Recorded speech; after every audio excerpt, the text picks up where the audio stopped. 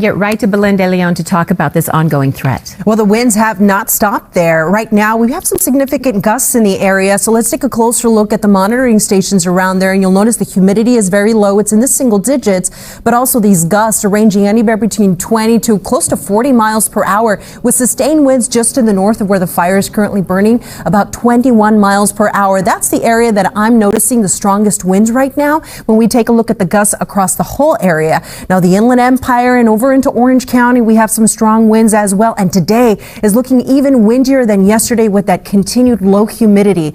Now, these conditions will continue in our forecast all the way through Friday morning. If you were watching us yesterday, I told you that I had a suspicion this could be extended, and the National Weather Service has extended this red flag warning until 10 a.m. on Friday. The other thing we're monitoring is the very poor air quality because of the smoke, but also because the winds have been picking up smoke and ash from fires that have been burned across the area this month. So those winds are spreading smoke and ash from the fires, and that ash, it contains these toxic chemicals from burned structures. So limit your time outside, especially if you are sensitive to the air quality. And if you have to step outside, make sure you bring an N95 mask. Now, we've got changes as we head into the weekend. I'll be back with that right now. Let's check on the drive. Good morning, Robin. Good morning. Good morning. Some changes on the road as well related to the Hughes fire. Keep in mind that if you're traveling on the 5 this morning, a couple of off ramps still blocked off. So northbound at Parker, also northbound 5 at Lake Hughes, you will not be able to use those ramps. So you need to dump off the freeway just before after those exits. The southbound side is open, but there's also a special wind advisory from CHP for folks traveling on the 5, driving high profile vehicles, campers, trailers, motorcyclists. Please reduce your speed and use extra caution out there. This is for the 5 in both directions between the 138 and the 118. In relation to the Sepulveda fire, we have some off-ramps closed on the 405. Freeways open, but north and south at Getty, your off-ramp is closed, and only on the southbound side, the Sepulveda Boulevard off-ramp is closed, and that is until further notice. So once again, dump off before or after those exits, but no delays to the freeway. Coming up in my next report, we'll check in on the 91. I have a rollover crash active in Cerritos. We'll talk about that coming up. Lynette, Adrian, back to you. All right, we'll see you shortly, Robin. Thank you. It is a windy morning for those Santa Ana wind-prone areas, and look at what it's doing to the temperatures. It is way warmer through the Inland Empire over into Orange County and the LA and Ventura County mountains. Right now, almost 70 degrees in Santa Ana. Wind-sheltered spots are cold. Now, coming up, I'm going to time out when the winds move out and when the rain moves in. Here's Robin with traffic. Good morning. We have some slow traffic moving in because of problems here. Rollover crash in Cerritos and a stalled box truck on the 15. We'll have those details coming up. This is the second driest water year on record, coming off of 2 above average water seasons. And in January, we haven't had any rainfall, but we've had high fire danger. Today will be day 15 of 23 days in January where we've had red flag warnings in effect.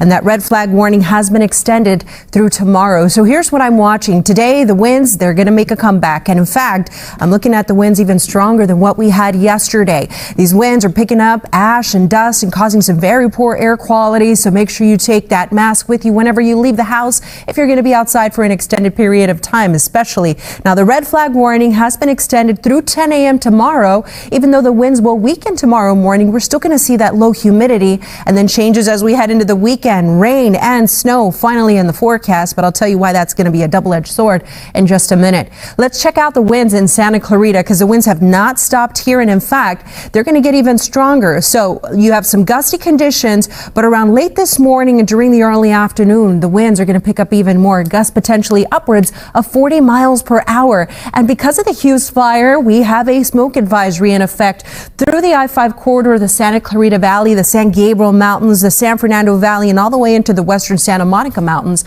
And although it doesn't appear here, downwind, you also want to take those precautions. Yesterday, we saw a blanket of smoke covering Ventura County, and out towards the Eaton fire area, downwind of that for the San Gabriel Valley, even the downtown area, you could be experiencing some of that blowing ash as well. So again, protect your lungs. Now, let's take a look at the timing of these winds, because this morning we're seeing some gusty conditions along the I-5 corridor, but look at the weather at noon. Those gusts are going to tick up to 40 miles per hour in Santa Clarita. Look at these strong gusts just off the coast of Ventura County, and those winds strong enough to blow over the Santa Ana Mountains and out towards the Orange County coastline. Now, as we head into this afternoon, notice how the winds, they're not as intense, but they're still pretty strong, and then they'll gradually weaken tonight and through tomorrow morning. Here we are tomorrow at 6 a.m. Still seeing some gusty spots and low humidity. Then throughout the day, the winds are going to shift direction, and we're going to have onshore flow develop tomorrow afternoon. That's great news.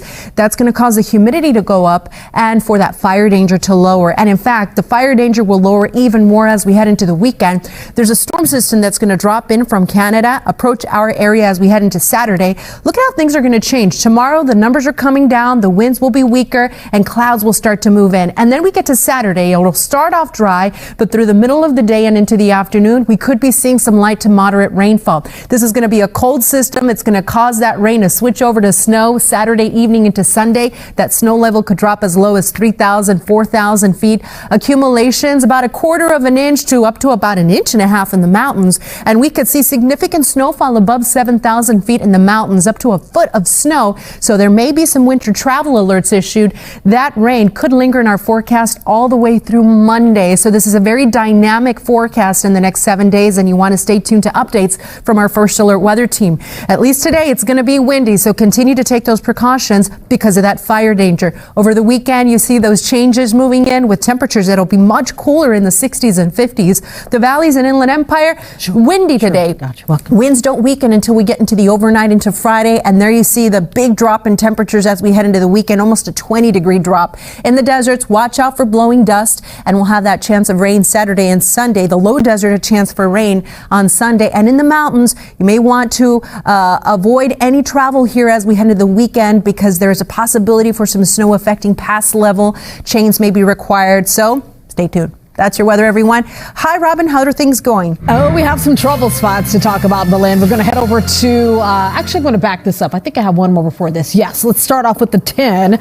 Just got word of 3 small brush fires that popped up near the 10. So if you are leaving downtown LA, heading toward Mid-City, this is right around Normandy. We have CHP and fire crews rolling out to the scene. 3 small fires near the on-ramp, and they may be running a traffic break, holding everyone back as they deal with these fires, but right now, no significant slowing. We do have some sluggish traffic heading into the Cajon Pass. A box truck stalled out South 15 right at the 138 split. That's in the 3rd lane from the left, so that is starting to back up traffic a little bit southbound as you roll past the scene, and that is pushing up your drive time. It's up to 46 minutes already for the 15 from Oak Hill down to Corona. Hopefully they'll clear it soon. Picking up on the 14, no problems, but we're just under 40 minutes, and also under 40 minutes for the 91 West Riverside to Buena Park. Today in LA returns after the break. Stay with us.